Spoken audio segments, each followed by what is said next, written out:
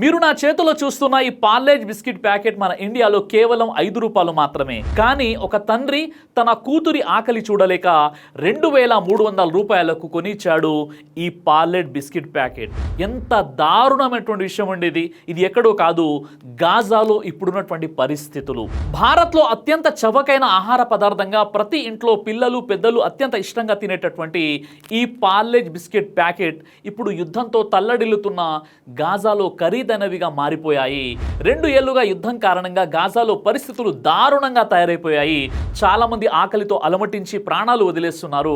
ఇప్పటికే వేలాది మంది ఇజ్రాయెల్ దాడుల్లో చనిపోగా మరికొందరు ఆకలితో మృతి చెందారు.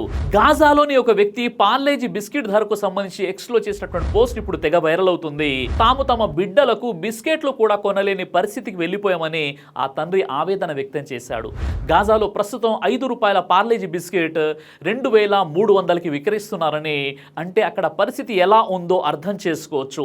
మొహమ్మద్ జావేద్ అనే వ్యక్తి తన కుమార్తె రఫీఫ్కు ఇష్టమైనటువంటి పార్లేజీ బిస్కెట్లు 24 యూరోలు అంటే భారత కరెన్సీలో 2342 రూపాయలకు విక్రయిస్తున్నారని అతను తన ఎక్స్లో పోస్ట్ చేశాడు.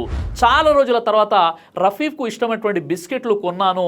గతంలో 1.5 యూరోలు అంటే భారత కరెన్సీలో 140 రూపాయలు ఉండగా ఇప్పుడు భారీగా ధర పెరిగిందని, అయినప్పటికీ రఫీఫ్కు ఇష్టమైనటువంటి బిస్కెట్లు కొనివ్వకుండా ఉండలేకపోయానని ఆ తండ్రి అన్నాడు.